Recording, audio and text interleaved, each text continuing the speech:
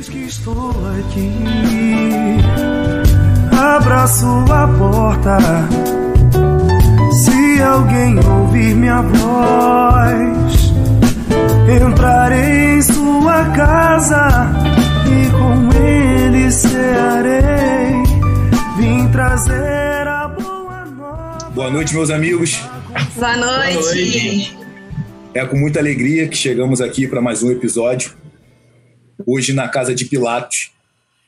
Vale ressaltar que não é uma casa feliz como a anterior, como a anterior não foi também uma casa feliz, a casa de Caifás. Não é uma casa feliz, mas é um momento muito importante, né, da gente refletir, estudar, e como toda a trajetória de Jesus tem diversos aprendizados. Nossa companheira Camila vai fazer aí a leitura da passagem. Gente, boa noite. Como sempre, é a passagem do Novo Testamento, da tradução do Haroldo Dutra Dias, capítulo 19 de João, versículos 1 a 16. Também está em Mateus, Marcos e Lucas. Sendo assim, Pilatos tomou a Jesus e o açoitou. E os soldados, trançando uma coroa de espinhos, puseram em sua cabeça e vestiram-no com manto púrpura. Vinham até ele e diziam: "Salve o rei dos judeus!" e davam-lhe bofetadas. Novamente Pilatos dirigiu-se para fora e diz a eles: "Eis que o conduzo para fora até vós, para que saibais que não encontro nenhum motivo de condenação nele." Então Jesus se dirigiu para fora, trazendo a coroa de espinhos e o manto púrpura. Diz a eles Pilatos: "Eis o homem." Assim que os viram, os sumos sacerdotes e os guardas gritaram, dizendo: "Crucifica-o, crucifica-o." E Pilatos lhes disse: "Tomai-os vós e crucificai-os, porque eu não encontro nele motivo de condenação." Responderam-lhe os judeus: "Nós temos uma lei, e segundo a lei deve morrer, porque se fez filho de Deus." Quando então Pilatos ouviu esta palavra, mais atemorizado ficou. Entrou no pretório novamente e disse a Jesus: "De onde és tu?" Jesus, porém, não lhe deu resposta. Então Pilatos lhe diz: "Não falas comigo? Não sabes que tenho autoridade para te soltar e tenho autoridade para te crucificar?" Respondeu Jesus: "Não terias nenhuma autoridade sobre mim se do alto não te fosse dada. Por isso quem me entregou a ti tem maior pecado." Desde então Pilatos buscava soltá-lo. Os judeus, porém, gritavam, dizendo: "Se soltas este, não és amigo de César. Todo aquele que se fez rei contesta César."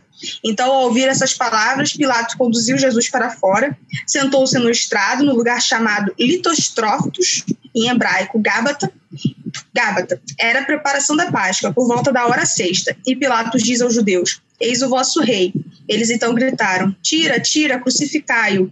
Pilatos lhes diz: "Crucificarei o vosso rei?" Responderam os sumos sacerdotes: "Não temos rei senão o César." Sendo assim, o entregou para eles, a fim de que fosse crucificado. Então, tomaram a Jesus.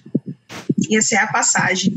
Tem uma passagem anterior, né, que é um pouquinho mais extensa, mas a gente escolheu esse específico de Pilatos, porque esse é um dos personagens que a gente vai conversar, né? Mas a passagem anterior vai falar da escolha aí do porquê Barrabás, Herodes, Antipas, né? Aquela passagem mais completa. Então, para quem desejar, né, mais detalhes, leu o capítulo anterior, 18, que vai vir com esses detalhes todos que a gente não comentou aqui, tá bom?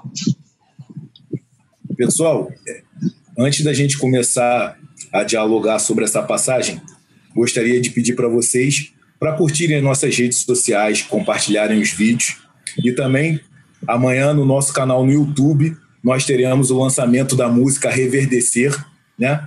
Nessa estação da primavera. A Camila veio até com uma flor muito bonita, e é uma música com uma mensagem muito edificante, e que o grupo fez um trabalho bem bacana lá, um clipe que eu acho que vocês vão gostar bastante, tá bom? Então tem essa surpresa aí, 18 horas, no nosso canal do YouTube. Vou passar a palavra para o Pablo, que está com fundo, né, Pablo? Fala aí, o fundo é o fundo do julgamento. Temático, né? Do julgamento. Fundo temático do julgamento. Imagens que traduzem um pouco, né, da atmosfera daquele momento. E a gente vê que tá uma confusão ali no fundo, né? E devia ser assim mesmo, né? Para a gente poder falar de um pouco de Pilatos, que é onde aconteceu isso tudo, a gente precisa voltar antes um pouquinho para a gente poder entender por que Pilatos deu essa volta toda. A gente vê na história ali que Camila leu um monte de coisa. Ele já mandou para Antipas, voltou, essa coisa toda, né? Então a gente tem que voltar lá no tempo do rei Herodes, né? Que quando ele morre, as terras deles acabam sendo divididas para os outros 3 filhos. E aí vocês decoram, o nome é bem difícil, Herodes, Herodes e Herodes. Eles tinham bastante criatividade. Só que um é Herodes Antipa, Herodes Arquelau, Herodes Filipe. Ainda tinha um outro que era Herodes Filipe também, mas era filho com uma outra mulher. Então não ganhou nenhuma terra. E acontecia assim, os Herodes, eles administravam aquelas terras de uma forma muito ruim, muito mal. Eles toda hora tinha uma confusão. Aí eu vi alguns relatos desse tipo de confusão, só para a gente dar um exemplo. Tinha um tal de Judas, o Galileu, que ele invadiu o templo, destruiu vários emblemas que existiam lá, né? Tem um Simão de Pérea, que era um ex-escravo de Herodes, que queimou o palácio real lá de Jericó. Tinha um tal de Astronges, bom nome para botar em filho, hein? Astronges, que iniciou uma rebelião na Judéia que durou mais de 2 anos, né? Então, devido a toda essa má administração desse pessoal, eles sempre tinham que estar chamando Roma para resolver, né? Aí Roma estava sempre mandando soldado para lá, e com isso Roma acabou. Uma hora ela chegou e falou, vamos botar gente lá para tomar conta. Botaram o tal dos prefeitos, né? Isso começou no ano 6º. Então, o Pilatos, ele foi o 6º desses prefeitos. E aí tudo passa a ser controlado por esses prefeitos. Só que o prefeito é uma autoridade política e tinha autoridade religiosa. E era sempre aquela confusão. Às vezes dava ruim, né? Na política com a religião, às vezes não combinava. O pessoal devia estar felizão com isso, né? Imagina, que já era tudo treta pra caramba. E uma coisa interessante, que Pilatos ele foi o 5º prefeito. Ele ficou do ano 26 até o 36, ficou 10 anos lá. O prefeito era o único que tinha autoridade para condenar alguém à morte. Ou seja, realmente estava na mão ali de Pilatos. E a gente vai ver mais para frente por que acabou acontecendo essa morte, né? E quando a gente pensa assim, Pilatos estava bem pra caramba, foi o prefeito lá.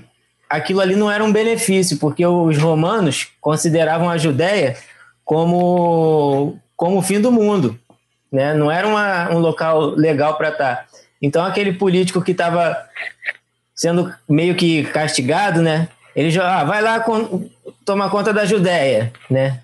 E aí Pilatos entra nesse governo assim. E por isso que não era nenhum privilégio, era um tipo de castigo mesmo. Só que raramente eles ficavam em Jerusalém, porque Jerusalém é uma cidade no alto e é muito ruim de viver, falta água, eles tinham que estar sempre controlando as cisternas que rachavam por causa de tremor de terra, né? Então eles, apesar de estar coordenando aquilo ali, eles ficavam na Cesareia Marítima. Acharam até na década de 60 uma pedra com o nome de Pilatos, né, na Cesareia Marítima. E só em grandes eventos é que, como a Páscoa, por exemplo, que era o que estava rolando na hora aí da crucificação, é que o procurador, esse Pilatos, ele ia para Jerusalém para despachar no palácio, que é o tal do pretório que a Camila leu aí. Ele estava ali só para ficar despachando. E, de um modo geral, os prefeitos, esses governadores, eles respeitavam as decisões religiosas. Só que muitas vezes essa religião e a política acabavam dando conflito. Assim que, para nosso conhecimento, né, assim que Pilatos entrou, assim que ele se tornou o controlador daquela região ali, da Judéia, ele fez uma marcha carregando estandartes e bandeiras. Só que na religião judaica não aceita imagens. Não farás imagens tuas, não sei o que lá, né? Tem essa passagem. Então eles não aceitam. Aí já dava confusão, né?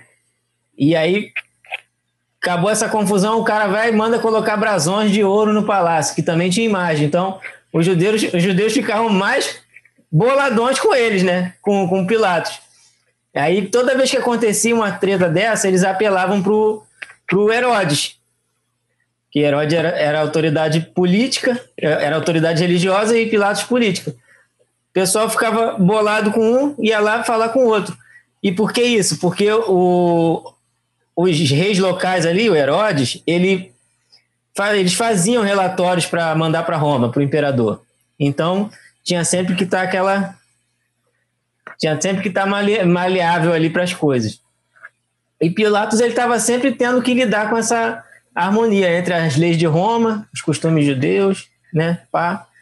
Tem um historiador chamado Filon de Alexandria que ele até cita: não crie uma guerra se quer manter os brasões, mostre um decreto do imperador que respeitaremos. E aí a gente vai ver mais para frente com um de vocês que é o mesmo argumento usado para crucificar Jesus, né?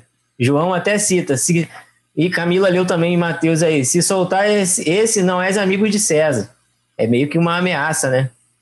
Então, desde que ele entrou, ele não tinha simpatia com o povo não simpatizava com ele. Apesar, ainda mais que era romano, né? Então, muitas vezes ele precisava ceder a esses anciões. Uma coisa interessante é que mesmo o povo não tendo... O cara deve ter pensado assim, vou fazer alguma coisa de boa aqui pro pessoal. Aí ele quis fazer um aqueduto, trazendo água a 70 quilômetros de distância para lá. Só que ele pegou o dinheiro das ofertas destinadas aos templos ali. Então, mais uma treta para... né? Aí cria-se uma revolta na população. Nessa revolta, isso já a última revolta antes de chegar o momento da crucificação. Aquela galera na frente, reclamando lá com ele e tal. E para não dar aquela confusão, ele mandou um monte de soldado disfarçado para ficar no meio da multidão. Deve ser os guardiões do Pilatos. Ele mandou um monte de soldado para ficar nessa, né? E ordenou, falou, quem começar a criar o levante, dá a facada neles, mata eles. Então, dali começou a morrer um monte de gente, porque começou o tumulto a aumentar, aí eles pararam com o tumulto. Então, por aí a gente vê que logo depois vem o julgamento de Jesus. Quando ocorre esse julgamento, a imagem dele já está mais do que queimada, né? Ele não pode... aí mesmo que ele vai ter que ficar nessa para evitar o relatório lá para o César, né? Quando Jesus chega para ser crucificado, a gente pega umas informações do Emmanuel, que está lá no A Caminho da Luz, não, há 2000 anos. Que matar Jesus, ele pensava que matar Jesus podia causar uma guerra civil. Porque imagina, aquela entrada triunfal em Jerusalém, um monte de gente seguindo e um monte de religioso contra ele. De que lado que ele ia ficar? Olha a confusão, né? Tinha muitos sacerdotes e muitos seguidores. Aí matar ia ser uma possível guerra. Não matar ia comprar briga com os líderes religiosos. Então, no 2000 anos, a gente vai ver que Pilatos ele manda chamar o Públio Lentulus, que é a encarnação de Emmanuel, né? E ele fala assim: comparecer imediatamente no palácio provincial a fim de resolver um caso de consciência. E ele fala para Públio: eu, francamente, não vejo culpa alguma senão a de um ardente visionário, de coisas que não posso ou não sei compreender. Surpreendo-me amargamente o seu penoso estado de pobreza. E lá em uma outra coisa interessante, que lá em Mateus ele também ele cita um sonho da mulher de Pilatos, que é uma moça chamada Cláudia, né? Ele cita um sonho que fala para ele não, advertindo para ele não fazer nada com aquele Galileu. Então Pilatos ele reúne, a gente vai ver há 2000 anos que ele reúne a alta sociedade romana ali naquela hora do julgamento, manda chamar em casa de noite, né? E o Públio Lentulus é o cara que recomenda que ele devolva Jesus para Herodes Antipas, que era uma questão religiosa. Então, só que Antipas já estava querendo queimar o filme de Pilatos, e aí Antipas faz aquela situação toda que a gente viu, bota a roupa de príncipe, dá uma cana para ele segurar, bota a coroa de espinho e devolve para Pilatos, fala, se vira, né? A bola tá contigo. Ninguém queria pegar aquele pepino, né? E aí Públio Lentulus dá outra sugestão. pô, então vamos tentar amenizar a população mandando açoitar ele. Melhor do que matar, que o povo já estava pedindo para crucificar. Aí Jesus já é açoitado, e mesmo assim a população quer crucifica, né? E aí Pilatos se vê numa situação bem difícil e acaba mandando crucificar, né? Ele tenta jogar um outro no lugar, um bandido, tenta soltar um bandido, e o pessoal quer que solta ele tenta jogar um bandido para ser crucificado, também por sugestão do Públio Lentulus, e acaba que o pessoal manda soltar, né, o bandido. Essa história a gente conhece. E aí aconteceu a crucificação, e como é que Pilatos sai do governo? Logo depois disso, um outro profeta surge lá na Samaria e cria a ideia nas pessoas de que tinha que fazer um novo templo no monte chamado Gerazim. E aí essa galera se junta, eles se armam e vão para lá, para esse morro. Pilatos, sabendo disso, manda a tropa para lá também. Manda um monte de tropa romana. E aí, matança geral dos samaritanos, né? Um monte de samaritano é morto ali. E aí ele foi acusado de genocídio gratuito, porque a intenção daquelas pessoas não era política, era religiosa. E esse relatório chega até o imperador romano. E há 2000 anos a gente vê que esse relatório chega graças a Públio Lentulus também, que já estava numa confusão danada com ele. E aí, lá no há 2000 anos, a gente vai achar também, para finalizar o que eu estou falando, ele sai do cargo, né, ele perde todas as regalias políticas. Eu fico pensando assim, ali já era o último lugar que ele podia ir. Deu ruim para ele, saiu dali, não tem mais para onde ir. Então, exoneram ele de todas as regalias políticas e ele é banido para Viena, nas Gálias. É onde ele vai e comete suicídio, e daí ele leva 3 anos, né? Aí fica lá e comete suicídio. E Emmanuel fala que ele está ralado de remorsos e de privações e de amarguras. Esse era o Pilatos, que a gente tanto fala dele, né?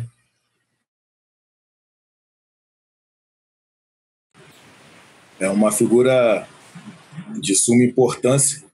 Pablo usou uma das fontes que, para mim, é o melhor livro para mim. Tem todos os livros da codificação, são muito lindos, mas há 2000 anos é surpreendente, É um livro muito bonito. Eu vou falar da parte jurídica novamente.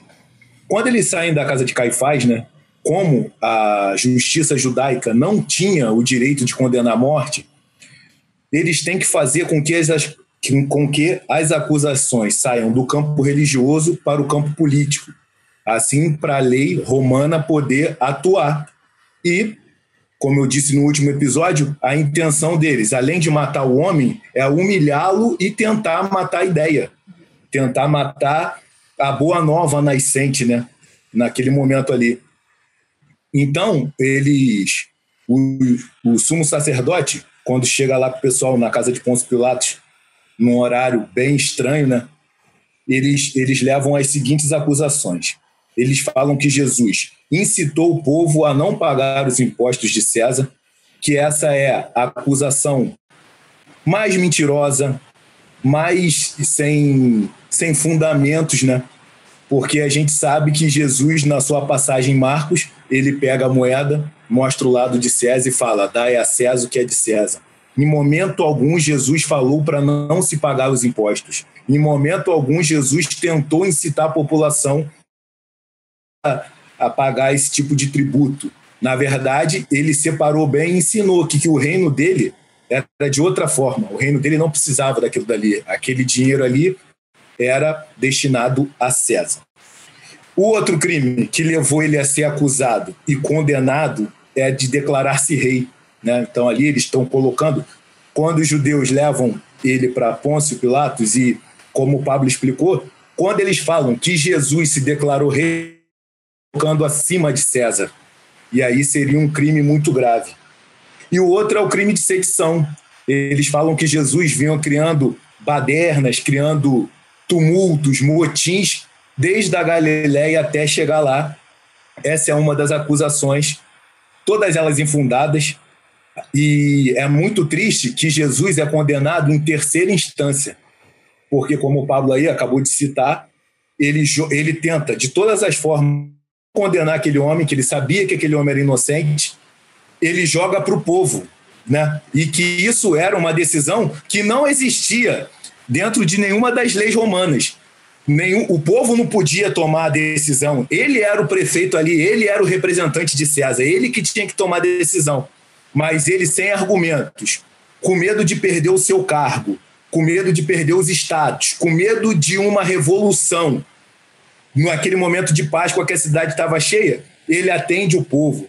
Ali a gente consegue ver completamente exemplificado para a gente os valores do mundo e os valores de Deus, né? Ali fica uma pessoa, um servo ali, o ser humano mais perfeito. Ele não precisa se defender de nada, ele profere poucas palavras. No momento que você lê a passagem, Jesus profere uma frase, né? Então, ele não precisava de advogado. E o Pôncio Pilatos, com medo de perder tudo isso e de perder a confiança do imperador, joga essa responsabilidade para o povo que estava lá, e o povo estava sendo insuflado, manipulado pelo sumo sacerdote, e acaba tomando essa decisão de crucificar Jesus. Um ponto muito interessante desse trecho que essa imagem do Pablo está atrás, e quando Pôncio Pilatos fala assim, ó, és o homem, ele, sem saber, ele está falando assim, ó, aqui está a humanidade exemplificada na sua máxima perfeição. Aqui está o exemplo perfeito do homem. Aquele ali é o máximo aonde a gente vai alcançar. Aquele ali é o Jesus guia e modelo. Então, quando ele apresenta és o homem, ele está mostrando que para o resto da história da humanidade, o exemplo a ser seguido é aquele ali. Aquele homem que ficou de pé em frente àquelas pessoas que tiveram oportunidades de aprendizado, oportunidades de escolha, que Deus nunca nos priva do livre-arbítrio, né? Em algum momento, a gente vai fazer a escolha acertada, que é de libertar Jesus, e essa escolha pode ser feita a cada dia dentro dos nossos corações. Então, eu falei um pouco sobre a parte jurídica, só relembrando que foi o pior julgamento da história, mas também era o cumprimento de uma profecia, e todas as profecias para mostrar que aquele era o Messias verdadeiro foram cumpridas. Agora eu vou passar a palavra para o nosso querido PH.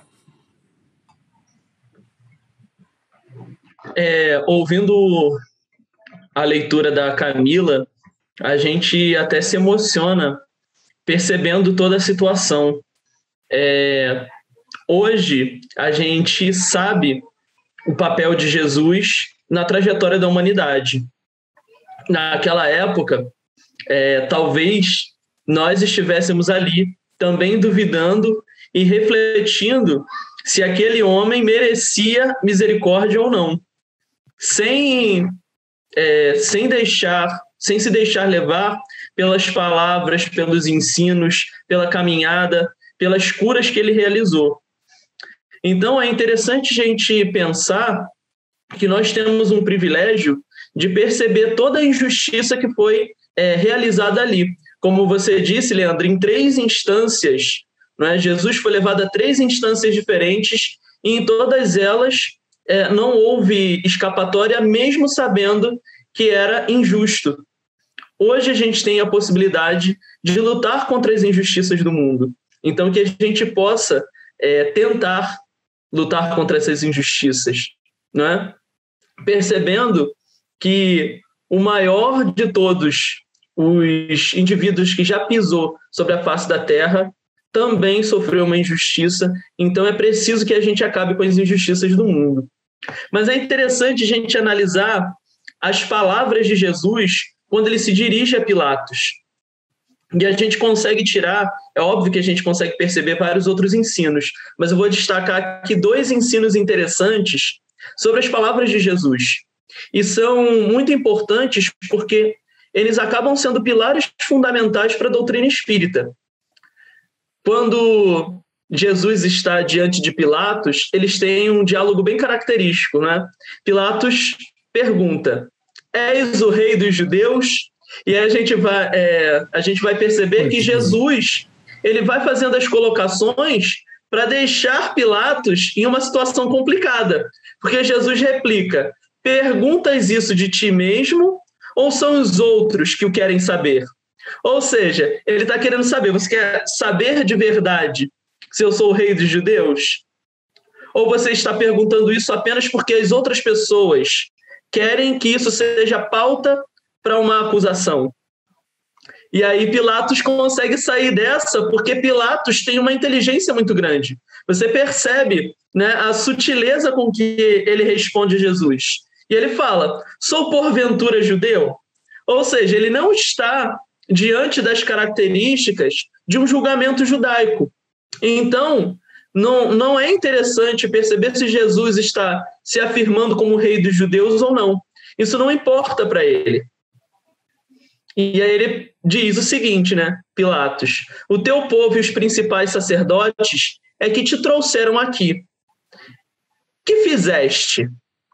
E aí Jesus diz claramente o que ele veio fazer, né? Não sou um rei terreno. Se ele fosse um rei terreno, um rei de posses materiais e de poder material, tudo aquilo já teria caído por terra de verdade.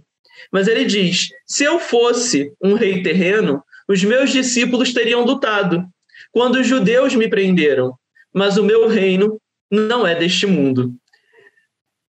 Ali você percebe que Jesus está tomando o devido cuidado para poder demonstrar que os seus discípulos não estavam diante de uma autoridade política ou religiosa, estava diante de uma autoridade moral. E é claro que o reino que ele veio trazer é um reinado do coração, é um reinado de transformação interior. Então, por isso que ele diz que os seus discípulos também não se rebelaram para tentar soltá-lo, para tentar libertá-lo. Justamente por quê? Porque o reinado do coração ainda não havia chegado na intimidade, na alma daqueles indivíduos. E isso aconteceria no futuro. Isso aconteceria em algum momento. Mas, como ele diz, ele não é um rei terrestre. E aí Pilatos pergunta: então és rei? E aí Jesus diz a frase que Pablo utiliza, né, várias vezes em contextos diversos. Né? A gente fala assim: será que vai chover hoje? E aí Pablo responde: tu dizes. Jesus fala justamente isso para Pilatos: então és rei? Tu o dizes. Ou seja, é Pilatos que está afirmando que Jesus é rei. Né? E ele diz que não veio, ele veio para trazer a verdade para este mundo. Todos que escutam, todos que amam a verdade, escutam a minha voz. Pilatos com certeza fica chocado com essas palavras de Jesus e com esse diálogo que provavelmente foi um pouco mais extenso do que os registros que a gente tem. Porque ele pergunta para Jesus, talvez de uma maneira até sincera, querendo que Jesus responda a ele uma questão filosófica fundamental: o que é a verdade? Então a gente percebe que Jesus era uma autoridade moral e que chamava a atenção de todas as pessoas com quem ele convivia, todas as pessoas que paravam para dialogar com ele, que ouviam a sua voz serena, que percebiam o seu olhar, as suas intenções, a sua energia, não é, que irradiava, positiva, eram tocadas. E o Pilatos, mesmo sendo negligente, mesmo não se interessando profundamente pelas questões do julgamento de Jesus, ele ainda assim percebe que está diante de um homem inocente e de alguém que tem uma característica especial. Então, com isso, a gente consegue perceber que Pilatos, mesmo lavando as mãos, ele tentou fazer alguma coisa dentro do, vamos dizer assim, das pequenas diretrizes que ele tinha. Quando ele percebeu que não era possível, ele lava as mãos.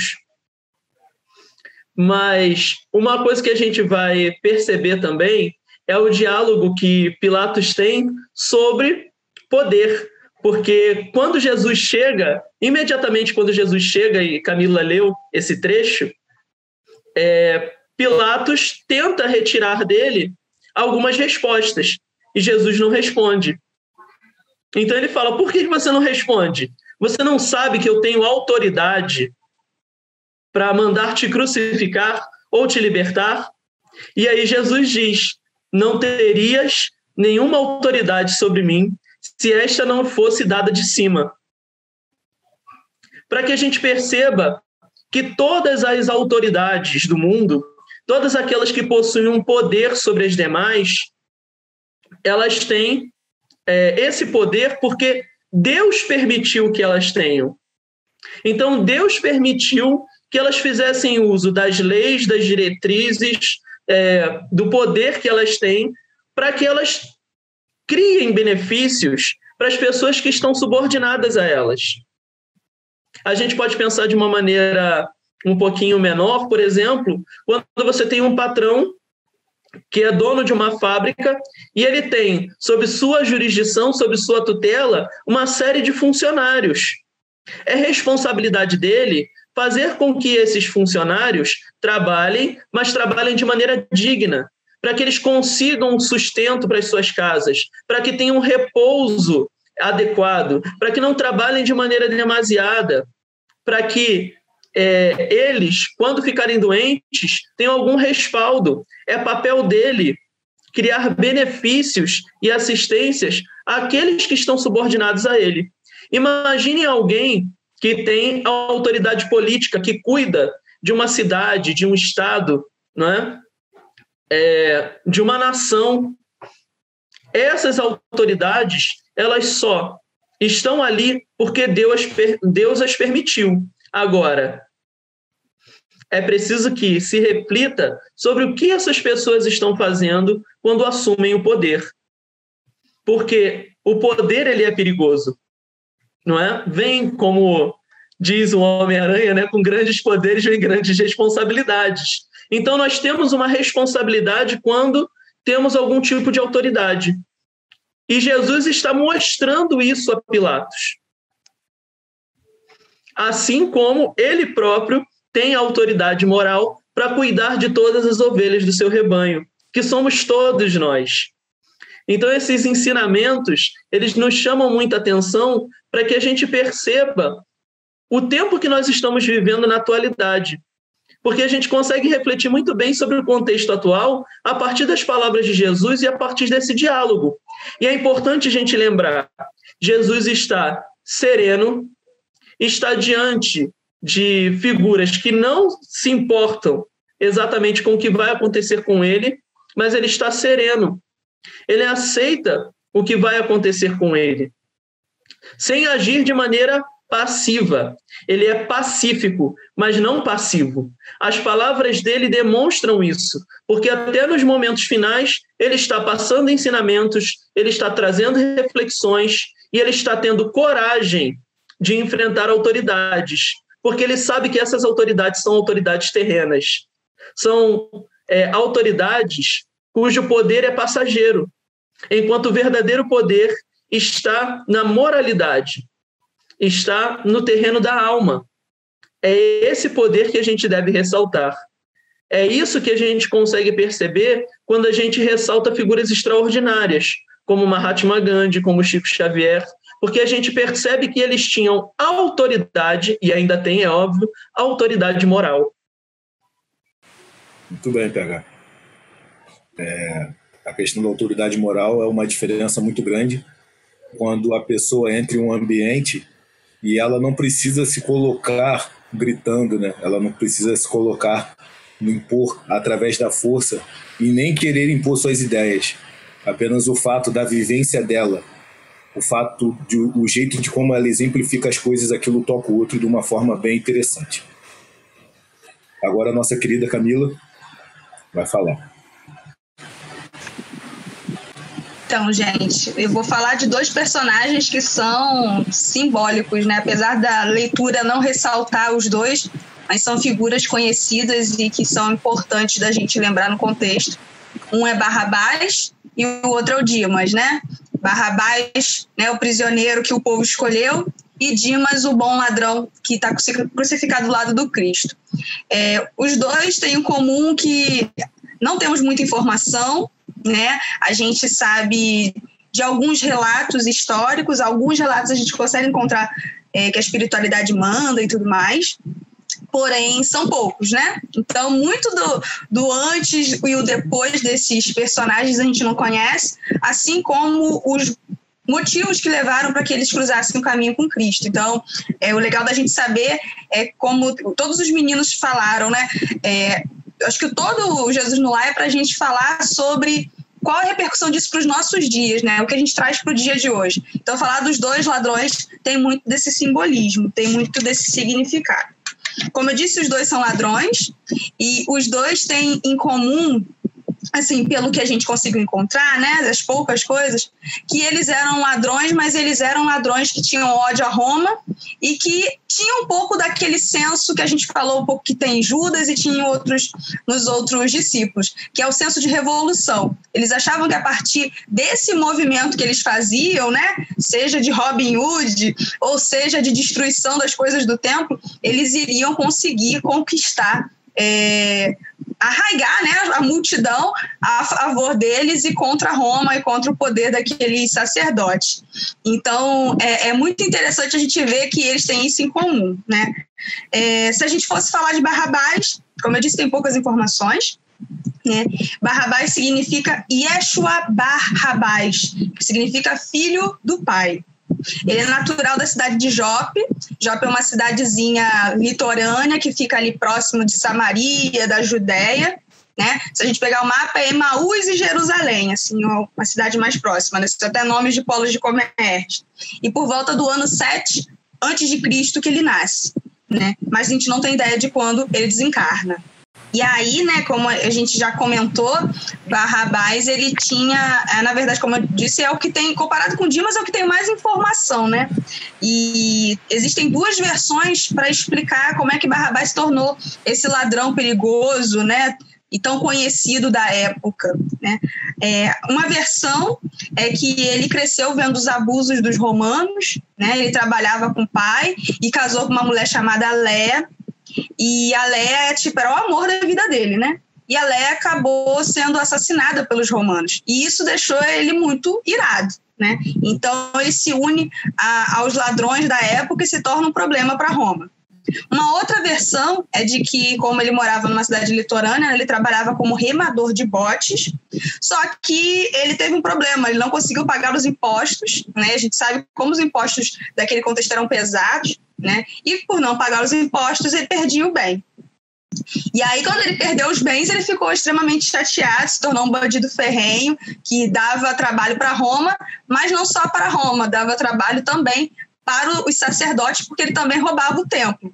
Enfim, seja qual for das duas versões, o que elas têm em comum é o ódio que ele sentia dos romanos, né? E não só o ódio, como ele achava que a justiça, né, que ele iria encontrar seria a partir de espoliar Roma, né, de quebrar Roma, quebrar os sacerdotes financeiramente. Então, qualquer uma das duas versões podem mostrar como é que Barrabás se tornou esse bandido conhecido da época.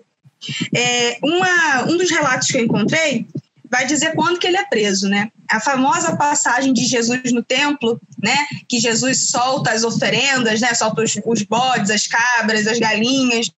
E, de acordo com os relatos dos evangelistas, gera uma confusão, né? Pelo que eu encontrei aqui, o Barrabás estava nesse contexto, é nesse momento que ele cruza com Jesus, e é ele que derruba as barracas. Então, assim, se Jesus fez o início, né, soltou os bichos, ele foi lá e acabou o serviço, derrubou tudo, quebrou tudo, roubou o que podia roubar, enfim, foi um caos, graças ao Barrabás. E ele acabou sendo preso nesse contexto. E aí, se a gente pegar, então esse é o momento em que o templo fica feliz que consegue capturar um grande criminoso da época, né? E aí, como o Pablo falou, né, Pilatos, ele era o poder político da época, ele representava Roma, e uma das formas de tentar liberar Jesus foi tentar apresentar um criminoso que o povo odiava, que os sacerdotes odiavam, versus Jesus, né? E quem é que ele pensa, né? Barrabás, não, só botar Barrabás e botar Jesus, é óbvio que o povo vai escolher que eu liberte Jesus e tá tudo certo, a culpa não vai ser minha, eu vou ter lavado minhas mãos e vida que segue. Só que a gente sabe que não é isso que acontece, né? Os sacerdotes vão manipular aquela população ali para que ele liberte Barrabás. Porque na cabeça daqueles judeus ali, né, era mais fácil, né, como a gente falou, matar a ideia que significava Jesus e depois resolver Barrabás. Barrabás era o menor dos problemas dele, se comparado com Jesus, né? E Barrabás, na hora, né, que o povo escolhe ele, pensa que, meu Deus, eu sou sinistro, né? Todo mundo me quer, eu vou ser o revolucionário, eu vou fazer o meu propósito funcionar, né? Que é um pouco do pensamento que aparece aqui nas leituras.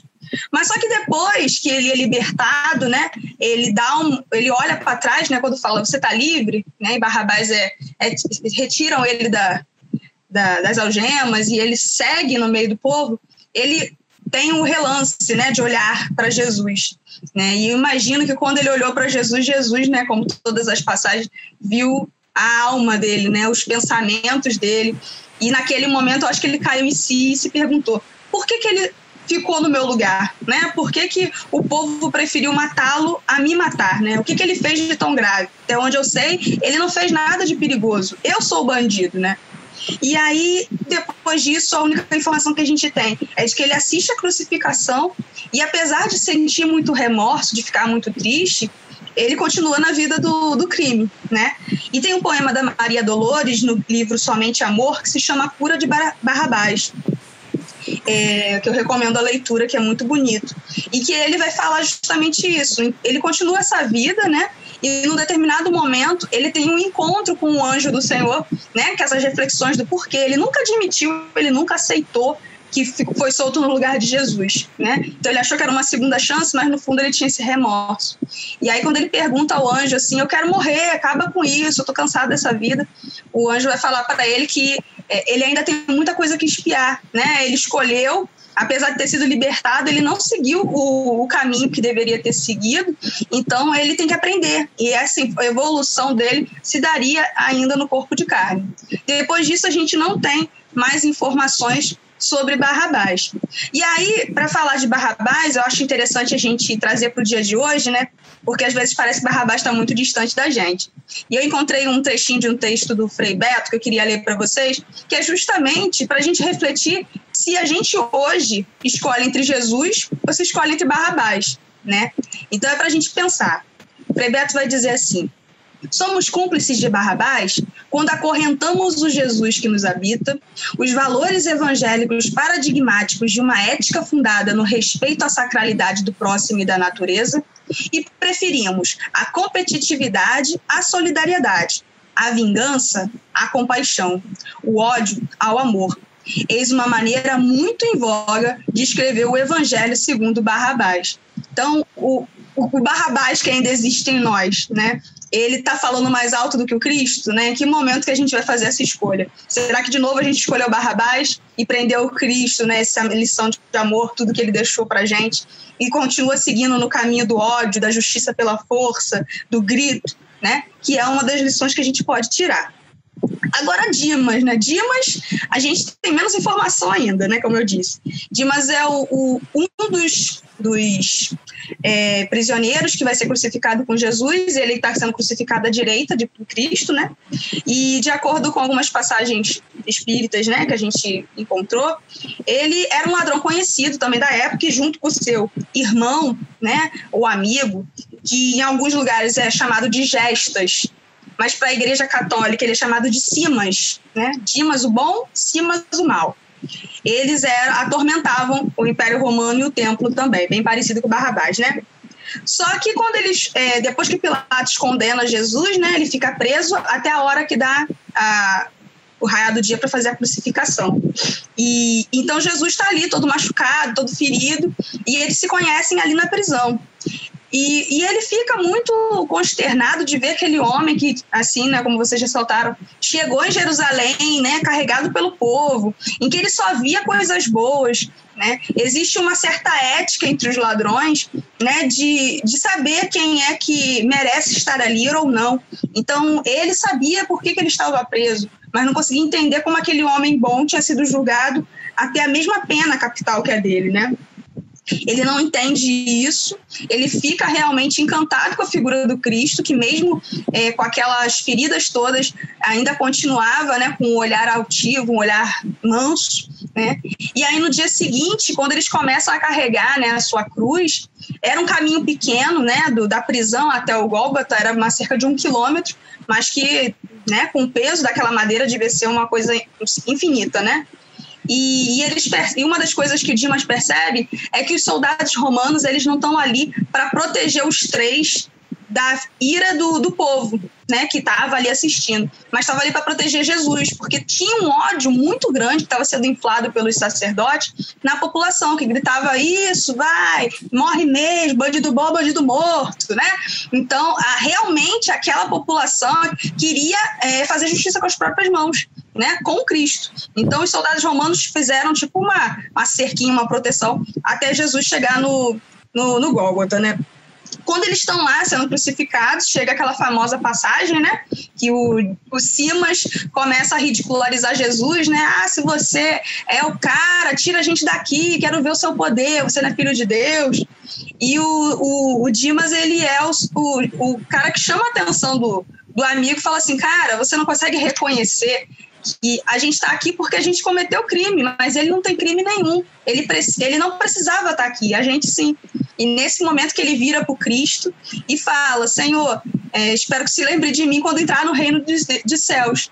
E é interessante que no momento crucial aí do desencarne, né, ele consegue de alguma forma se arrepender dos crimes que comete e não só reconhece a grandeza de Jesus, reconhece o poder dele e principalmente que o reino dele não é desse mundo. Ou seja, até no momento derradeiro, Cristo consegue passar mais uma mensagem, né? E aí Jesus, com aquele semblante, como sempre, que a gente imagina, né, nos seus últimos momentos, olha para Dimas e fala, hoje mesmo estarás comigo no reino dos céus, né? E é isso que faz com que, depois disso, Jesus, né, acaba o sofrimento físico dele, né? E Dimas e Simas continuam ali, né, durante algumas horas em sofrimento, até que os soldados romanos acabam com o processo, quebrando as pernas deles para adiantar o martírio, né, digamos assim, se é que a gente pode dizer que só adiantou, né? Enfim, para a Igreja Católica, Dimas virou um santo, é o São Dimas, é o santo que dos que se arrependem na hora da morte. Então, para a gente ver que nunca é tarde para a gente se beneficiar das mensagens do Cristo, né? Quanto antes, melhor, mas nenhuma oportunidade é perdida. E Dimas serve para lembrar isso para a gente.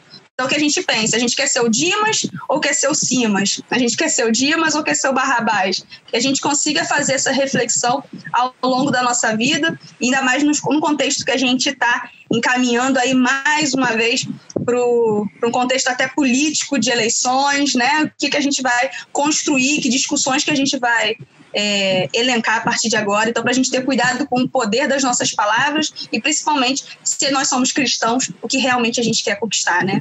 Que reino é esse? Caramba, que histórias. Muito interessante que no decorrer da fala de vocês três fica muito visual, fica muito exemplificado a diferença de Jesus para fazer todas as atitudes. Quando Camila fala do templo, né? Que Jesus abriu, libertou os animais, deixou sua palavra. Vem Barrabás e derruba tudo, rouba, usa com violência. Já mostra esse disparate. Jesus passou toda a sua trajetória sem mandar criar templos, sem usar nenhum tipo de violência. O Pablo usou um exemplo de uma pessoa que morreu injustamente, mas que estava querendo criar um templo. O PH fala da conversa dele com Pilatos. O tempo todo ele demonstra que o verdadeiro rei é Deus, que a verdade é a nossa transformação. A verdade é entre a gente e Deus e dentro da nossa doutrina a gente sabe que a grande verdade, o grande objetivo é a nossa reforma íntima e a ajuda do outro. E quando o Pablo fala que ali naquele quadro ali está uma confusão, a gente tem que lembrar da questão 459 do Livro dos Espíritos, que fala da influência dos espíritos na nossa vida. Então a gente sabe que muitas vezes a gente é inflado por pensamentos não bons porque a gente não está conseguindo vibrar da maneira certa. Às vezes a gente se deixa levar por aquela onda, por aquela onda de medo, aquela onda de raiva, aquela onda de medo de mudança. E Jesus outra vez nos ensina, mantendo a calma, mantendo todo o carinho, falando para aquele que quer escutar. Em momento nenhum, Jesus parou o seu trajeto com a cruz para falar para alguém, você tem que me seguir, não. Ele falou para aquele que era um terreno fértil, que estava disposto a escutar, que estava sintonizando no bem, que é o caso do Dimas. Então, que a gente possa manter a sintonia sempre e ter essa caridade que Jesus teve com a gente em todos os momentos e também em toda a sua paixão. Então, pessoal, estamos chegando ao final de mais um encontro. Uma casa que me deixa muito, muito emotivo por tudo, pela mensagem que é, por tudo que representa. Vou pedir para vocês, se gostarem, espero que tenham gostado, e se gostarem, curtam, né? Compartilhem nossas redes sociais. Lembrando que amanhã, às 6 horas da tarde, teremos a surpresa com a música Reverdecer, com esse clipe, né? O clipe que é a surpresa. E que vocês curtam lá, por favor, tá bom? E até a próxima semana, nesse mês de despedida. Um abraço a todos, fiquem com Deus. Fica com Deus, gente, se cuida, tchauzinho. Pois quem disser meu nome, pois quem agir em meu nome, pois quem avança em meu nome,